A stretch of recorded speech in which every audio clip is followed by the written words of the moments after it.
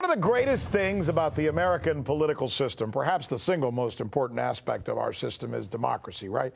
In its purest form, meaning that our elected officials and the American people, those are the sole entities of the influence in which the direction our country goes, right? Ideally, that's the way it's supposed to work. Yet, you know, it seems these days, especially when you watch some of the other cable news channels, that we find more and more that it's not elected officials that are giving their 2 cents on important issues. It's actually unelected officials, right? Like people who are talking about war and impeachment and that type of thing. In fact, we have an example for what we're talking about here. Let's start with John Bolton, shall we?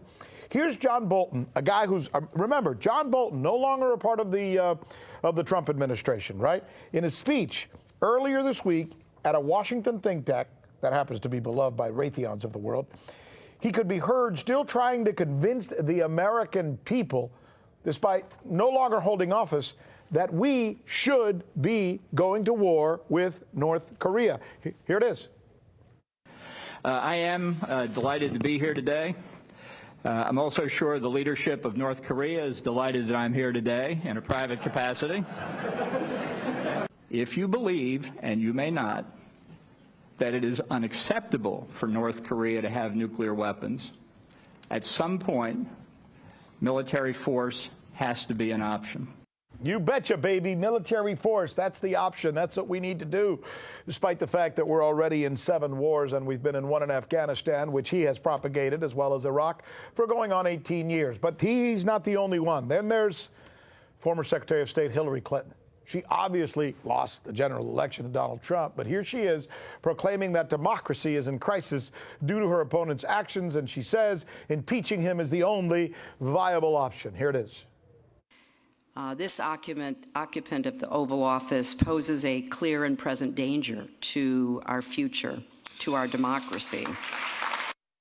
Jatras is joining us now to talk about this. You know, it really is interesting that we have the folks who are in charge, right, Jim? Mm-hmm. The folks that we've elected, although many of them I know are buffoons as well. Sure. But they're doing their thing, right? And then you see the media constantly going after the people who are not in power, the people who are Hillary Clinton, sure, God bless her soul, was not elected president, yet she's out there talking. Bolton just got basically kicked out of the Trump administration.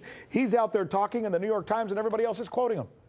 Well, I think there are 2 constants here. One is, of course, orange man bad, whoever is going to turn against Trump, including all of his former underlings. And it makes you wonder, why does he surround himself with people who obviously don't like him and don't agree with his policy inclinations? And then he's surprised when they come and trash him after they're out of office. And the other one, of course, is that the war party still is in charge, that if you're for war against Iran or North Korea, and Trump, you know, God bless him, whatever else you might criticize him for, does not want to take that step. Right. And that is then used against him by all these people that call themselves the resistance. Did you, but there really is. I mean, I started reading about, we had our editorial meeting when this subject first came up, and I didn't see this until I went back into my office and I started looking at some of the stories that have been being written about Bolton.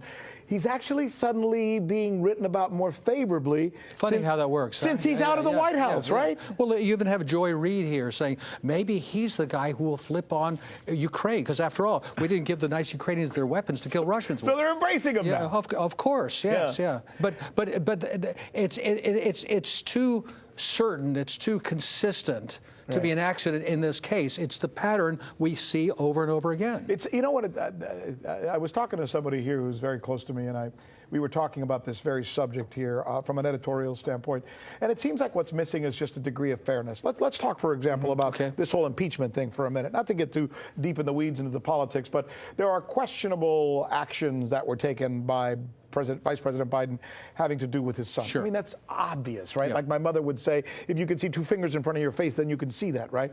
But when Democrats are asked about this whole impeachment thing and the subject of Biden comes up, they run like they're scared, like they don't want to face it. Why not just say yes? That might be an issue, and the Trump thing might be an issue as well. You're right, because again, I think it comes back to that. First off, the hatred of Trump is irrational. I think it goes beyond what he does or doesn't do. And let's face it, this has to do with Hillary and her emails and all the rest of it. Is that there does seem to be a certain sense of a protected class, mostly Democrat, but not entirely. Right. That you can break the laws, you can do corrupt things, and it's somehow politically wrong to hold you accountable for it. They say Trump is targeting his political enemy. Does being a political enemy of Donald Trump grant you immunity from investigation? No, but the investigation should not be done by the president. It should be done by the Justice Department. And for him to go over there and be asking the guy, I need you to do me a favor, is crazy. You admit that, right? No, I don't. Because can he trust anybody in his government to actually carry out his instructions? Well, that's a whole different question. Yeah, if our government if our government is that far bad that the President of the United States cannot trust his Justice Department to do anything, then my gosh, he sure can't trust the CIA, can he?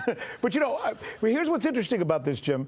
It's really my job to call balls and strikes, right? Yeah. Shouldn't it be that way across the board, not just for journalists, but for politicians?